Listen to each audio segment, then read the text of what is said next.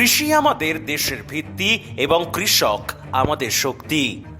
গ্রামীণ কৃষিকে সমৃদ্ধ করার জন্য বাংলার প্রাক্তন মুখ্যমন্ত্রী ডক্টর বিধানচন্দ্র রায়ের প্রশাসনের নেতৃত্বে জঙ্গলমহলের মুকুটমণিপুরে কংসাবতী নদীর উপর নির্মিত হয়েছিল কংসাবতী বাঁধ। এই বাঁধের জলে চাষ করেন বাঁকুড়া, মেদিনীপুর, ঝাড়গ্রাম ও পুরুলিয়া জেলার প্রান্তিক কৃষকেরা। মুকুটমণিপুর বাঁধকে ভারতের দ্বিতীয় বৃহত্তম বাঁধ হিসেবে বিবেচনা করা হয়, কিন্তু বর্তমানে বাঁকুড়ার রানী কথিত মুকুটমণিপুর হয়ে উঠেছে ভারতের ভ্রমণপ্রেমী মানুষের কাছে এক বিরাট পর্যটন কেন্দ্র। এই মুকুটমণিপুরে ড্যামের পাশাপাশি রয়েছে একাধিক মন্দির, হরিণ পার্ক থেকে শুরু করে বহু মনোরম দৃশ্য। তবে মুকুটমণিপুরের অধিকাংশ মানুষ প্রযুক্তিগত দিক থেকে এখনো অনুন্নত। এখানকার বেশিরভাগ মানুষের কাছেই নেই কর্মসংস্থান। ভ্রমণ মরশুম ছাড়া তেমন একটা ভিড় হয় না এই মুকুটমণিপুরে। তাই কর্মসংস্থানের জন্য দুঃসময়ে মুকুটমণিপুরের গ্রামীণ লোকেদের যেতে হয় বাইরে। কিন্তু শুনলে অবাক হবেন, জঙ্গলমহলের তথাকথিত মুকুটমণিপুরের প্রান্তিক কৃষকরাও আলু চাষ করেন। শুধু আলুই নয়, ধান থেকে তিল সবকিছুই চাষ হয় এই মুকুটমণিপুরের মাটিতে। নমস্কার, আপনারা দেখছেন ইন্ডিয়া পটেটো নিউজ। আলুর বাজারে উদ্ভূত সাম্প্রতিক পরিস্থিতি ও তার পরিপ্রেক্ষিতে বিভিন্ন বাধা নিষেধের ফলে ইন্ডিয়া পটেটো অ্যাপের কিছু পরিষেবা সাময়িকভাবে বন্ধ আছে। তাই আমরা এই প্রতিবেদনের মাধ্যমে আজ আপনাদের দেখাবো বাঁকুড়ার রানী মুকুটমণিপুরের অজানা কিছু তথ্য। পাশাপাশি আপনাদের জানাবো মুকুটমণিপুরের গ্রামীণ মানুষের জনজীবন ও কি কি দেখতে পাবেন এই মুকুটমণিপুরে। প্রিয় দর্শক, ভিডিওটা প্রচুর পরিমাণে শেয়ার করবেন যদি আপনি ভ্রমণ প্রেমী হন। চ্যানেলে নতুন হলে চ্যানেলটি সাবস্ক্রাইব করবেন ও ফেসবুক পেজটিকে ফলো করবেন কৃষি ও কৃষি নির্ভর গ্রাম বাংলার বিভিন্ন খবরাখবর জানার জন্য। বাঁকুড়ার রানী মুকুটমণিপুরে এখন এই মুহূর্তে আমরা নৌকা বিহার করছি। একদম ড্যামের কংসাবতী নদীর ঠিক মাঝে নৌকা বিহার করছি। আর নৌকা বিহারে আমরা আমাদের সাথে পেয়ে গেছি বিশিষ্ট আলু ব্যবসায়ী তথা আলু চাষি তাপস সিনহা মহাপাত্র। তো তাপসবাবু, আমাদেরকে মুকুটমণিপুর সম্পর্কে কিছু জানান, যেটা আমরা অ্যাকচুয়ালি অজানা, যেটা সম্পর্কে। দেখুন, মুকুটমণিপুর জলাধার, এটা কংসাবতী নদীর উপরে এটা বাঁধ দেওয়া হয়েছে। আগে আছে কুমারী নদী, ওখানে অনেকটা আগে কুমারী নদী আছে, তারপর কুমারী নদী বেঁধে এখানে মেশানো হয়েছে কংসাবতীতে। কংসাবতী জলাধার এটাকে বলা হয় মুকুটমণিপুর জায়গার নাম। এখান থেকে সারা পশ্চিমবাংলার কিছু অংশ, যেমন মেদিনীপুর, বাঁকুড়ার আমাদের একদম কিছু অংশ, পুরা এই জল থেকে চাষ হয়। কংসাবতী জলাধার থেকে জল ছাড়লে চাষের খুব সুবিধা হয়। আচ্ছা, মোটামুটি আমরা তো জানি যে এখানে প্রায় সারা বাংলা থেকে মানুষ কাতারে কাতারে মানুষ আসে, ভিড় করেন এই মুকুটমণিপুরে। মূলত কি কি ড্যাম ছাড়াও বা পাহাড় ছাড়াও আর কি কি উল্লেখযোগ্য বিষয় বা জিনিস এখানে রয়েছে দর্শনীয়? দেখুন, দর্শনীয় বলতে এখানে মেন হচ্ছে জলাধার, মুকুটমণিপুর জলাধার মেন। এখানে মানুষ আসে ঘুরতে বেড়াতে। মুকুটমণিপুর নৌকা বিহার, এই যে আমরা করছি নৌকা বিহার, এটা খুব উপযোগী, মানে উপভোগ করে খুব আনন্দ পাওয়া যায়। আমরা আছি ছোট্ট হাত, যেটা দাঁড় দেওয়া নৌকোতে, আবার স্টিমার আছে, বোট ইঞ্জিন চালিত। এখানে মেন হচ্ছে মুকুটমণিপুর জলাধার। এই জলাধারেই মানুষ আমরা উপভোগ করি। পাহাড়ের পাশাপাশি সাইড সিন বলতে ওধারে আছে, নদীর ওপাশে আছে ডিয়ার পার্ক আছে, ওখানে হরিণ দেখতে পাওয়া যায়। আপনারা দেখতে পারেন, ওধারে আছে ডিয়ার পার্ক, ওইদিকে আছে। হ্যাঁ, ওখানে আছে, ওখানে ডিয়ার পার্ক আমরা গেছি। আমি আমার সামনেই বাড়ি তো শিমলাপাল, তো আমি ওখান থেকে প্রায় আসি, মোটামুটি 10-15 বার আসা হয়ে গেল এই নিয়ে। আচ্ছা, মূলত সিজনে কি এখানে ভিড়টা বেশি হয়? সিজনে বেশি হয়, মোটামুটি 11 মাস থেকে শুরু হয়, মানে নভেম্বর মাস থেকে বা ফেব্রুয়ারি। হ্যাঁ, যতক্ষণ শীত থাকে, শীত থাকলে মোটামুটি ভালো। এই জায়গার ইতিহাস তো আমরা দর্শককে তো এতক্ষণ তো দেখিয়েছি। সম্ভবত বোধহয় ডক্টর বিধানচন্দ্র রায় যখন মুখ্যমন্ত্রী ছিলেন, হ্যাঁ তখন মুখ্যমন্ত্রী ছিলেন, তখন এটার এটা তো প্রকৃতির সৃষ্টি নয়, পাহাড় প্রকৃতির সৃষ্টি। দেখুন, এটা তখন এত কম্পিউটার, এত মোবাইল বা এত কিছু উন্নত ছিল না। তাও এবার আমরা বিস্মিত হই দেখে জায়গাটা এত উঁচু জায়গার মধ্যে তৈরি করে, একদম কোথাও ঘাটাল পর্যন্ত একদম এর মানে পরিষেবা আছে জলাধার, মানে এখান থেকে জল যায়। এটা আমরা ভেবে খুব মানে কুল পাই না যে কিভাবে এটা করেছিল। আচ্ছা, তো আমি দাদাকে একটু অনুরোধ করব, দাদা আপনার নামটা যদি একটু বলেন। আমার নাম শান্তনু। শান্তনু দা, মেইনলি আপনার এটাই পেশা? আচ্ছা, কতদিন ধরে নৌকো চালাচ্ছেন? আমি সিজনে 2 মাস মতো চালাই এখানে নৌকা। আর বাকি অন্যান্য সময়টা কি করা হয় মূলত? অন্যান্য সময় তো মাছ ধরা হয়। মাছ ধরা হয়।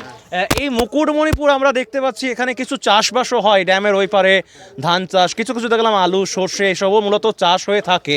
এই জায়গা অ্যাকচুয়ালি গ্রাম, বিশেষ করে একদম অনুন্নত গ্রাম যেটাকে বলে। এখন সরকারের প্রচেষ্টায় কিছু ডেভেলপ হয়েছে। এই ওপরে এটা কি রয়েছে যদি একটু বলেন, উপরে এটা কি দেখতে পাচ্ছি? এটা এটা জল লাইন। জলের, এটা কি মানে পাইপ লাইন? এটা হেঁটে চলে যায় না?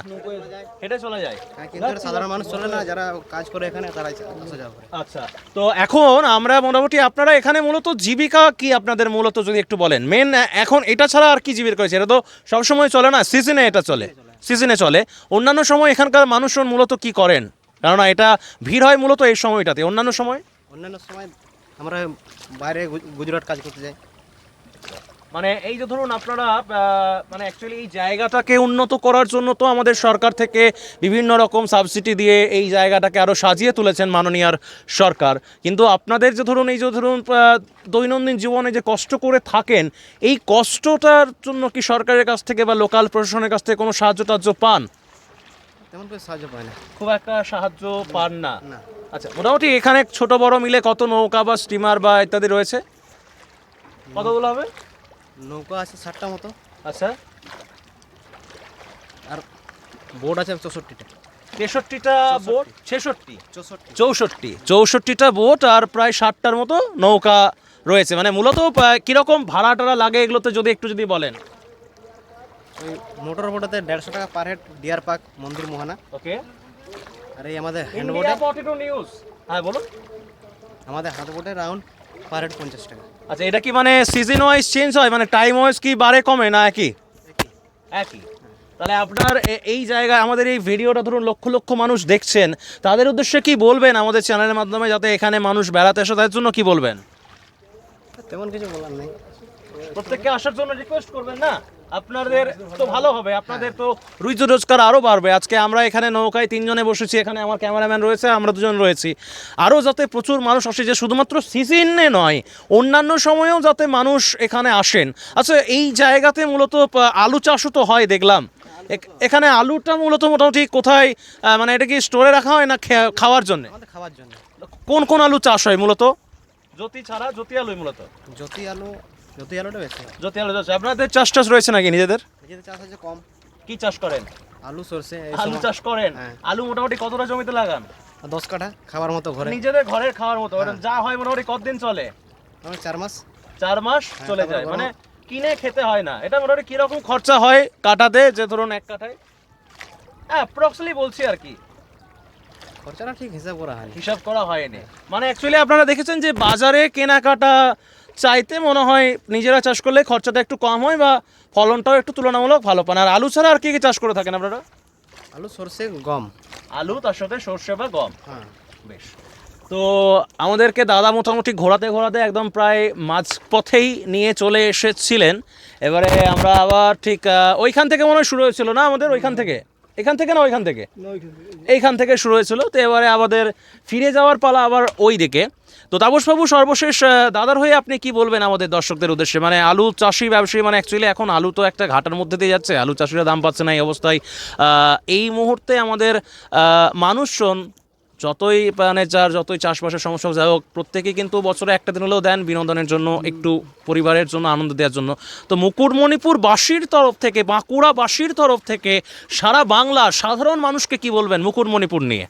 দেখুন, সবাই মুকুটমণিপুরে আসুন, উপভোগ করুন, এই জলাধার দেখুন। আমাদের বাঁকুড়ার রানী মুকুটমণিপুর। সবাই বছরে সবাই একবার বেড়াতে আসেন, আমরা দেখেছি, আমরাও দু একবার যাই। সামনেই পুরী যাচ্ছি আবার। আমার জলের টান খুব ভালো লাগে, জল।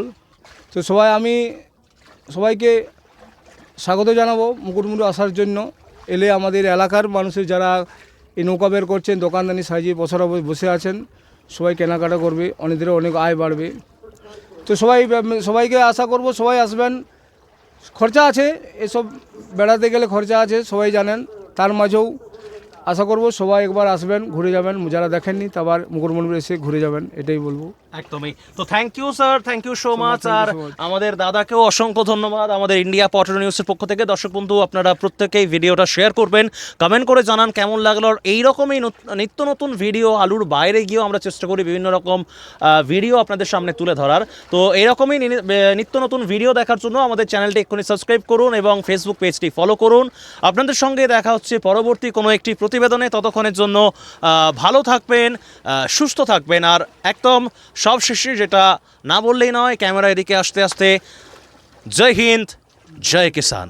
আলুর সব খবর এখন একটা অ্যাপেই।